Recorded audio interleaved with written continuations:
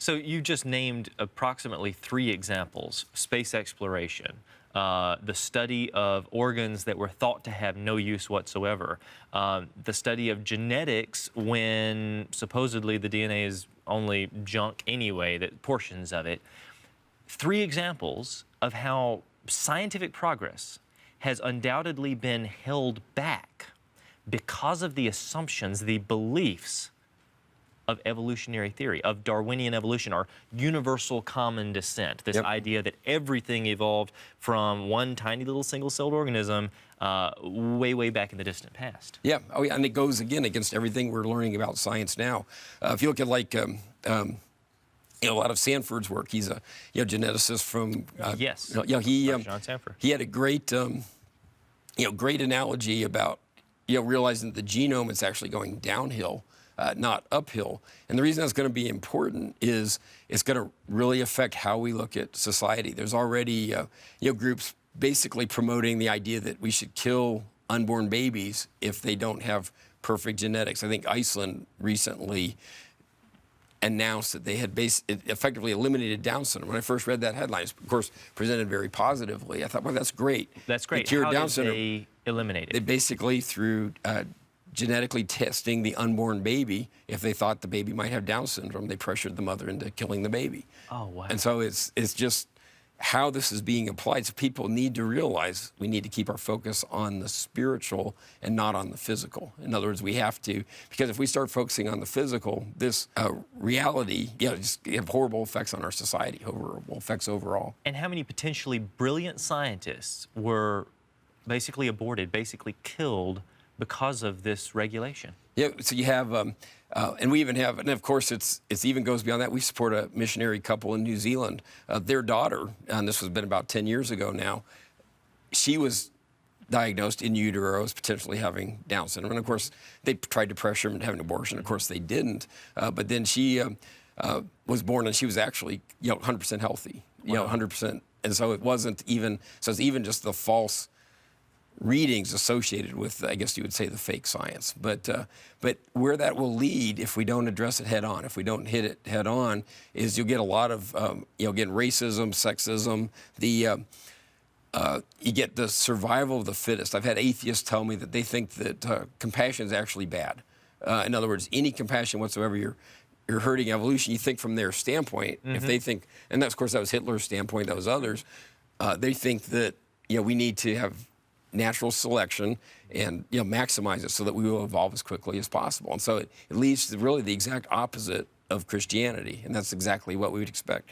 You have genetic screening before allowed to have children, societal screening before allowed to have children. I want to read some quotes from Charles Darwin. Yeah, absolutely. And I don't want to, but this just to calibrate where this type of thinking leads. This is out of his book, Descent of Man.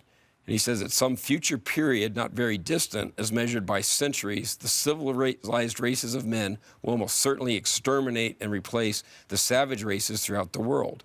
At the same time, the anthropomorphous apes will no doubt be exterminated. The break between man and his nearest allies will then be wider, for it will intervene between man and a more civilized state, as we may hope, even than the Caucasian and some ape as low as a baboon, instead of as now between the Negro or Australian and the gorilla.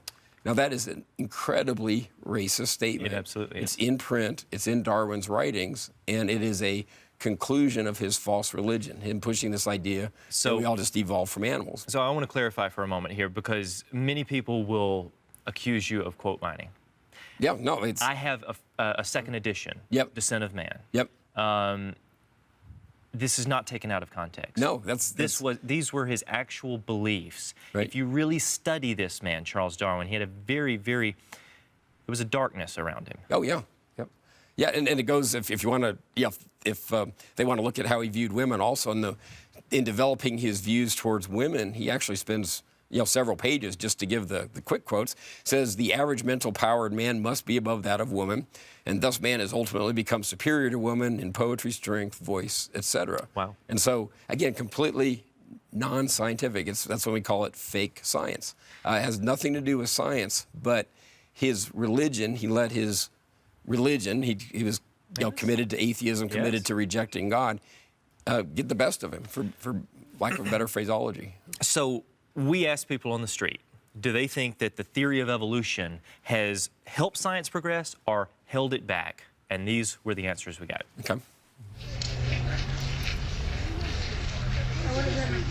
I think anytime you have a theory and you push against it and it gives you something to challenge and a conversation to like see both sides and maybe evolve a little, well, I'm going to be using that word, maybe understand different things in a different way. Yeah. I think it's helpful. I think it's helped progress because there's, different species leading up to what's right now. So I think it helps right now. I think we can, with our rational minds, prove whatever we want to prove, and that doesn't always help our cause. I think that the theory of evolution helps science to progress. However, I think that we should take the time to understand what is actually changing over time and not just kind of stamp it as our answer. It depends on how you use it. I think like anytime you follow the facts, that's awesome. And I think a lot of times the facts point to evolution, so that's a good idea to follow them. But I also feel like if you have a set idea of exactly what evolution needs to look like, then you might miss a lot of things. Fit the evidence to fit your theory. Yeah, I think it's absolutely given us, observations in nature from species to species that have helped us draw larger conclusions from that evidence. So, I think it's probably held it back, in my opinion. I think it probably aids it a little bit, I guess. Scientists want to keep exploring and seeing how things are going to evolve or why things evolve the way they do. I think it holds science back because they're just stuck on this one theory and they won't maybe explore new ideas so that they'd have better answers to problems. Certainly, because if it is correct, then we know where we've come from and we know what's happened before us. And I think it's so important in all walks of life to know what happened before us so we can learn from the mistakes of our predecessors. There are so many different considerations to think about as to how this atheistic assumption of Darwinian evolution has held back scientific progress.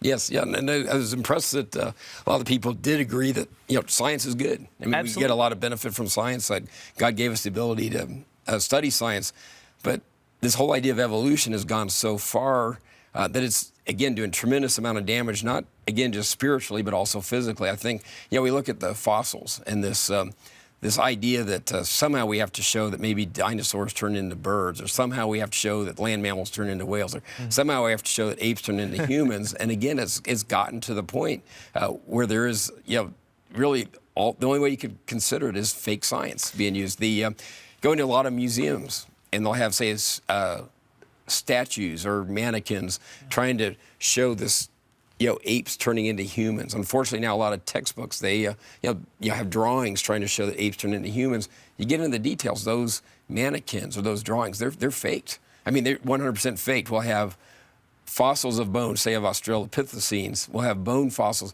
clearly show the feet, clearly show the hands. They show that it has nothing to do with a human foot or human hands, but they put human hands and human feet on those mannequins. And what that does is it deceives the person looking into that as thinking, wow, that just looks like me if I had a lot more hair, and it's not at all that way. These interpretations, these atheistic interpretations, but it's fake. I want to hold back true scientific They hold process. true back science because atheism and evolution have become so powerful now. They don't have to stick to reality. They can basically make things up. It's just like fake news, but now you have fake science. Fake science.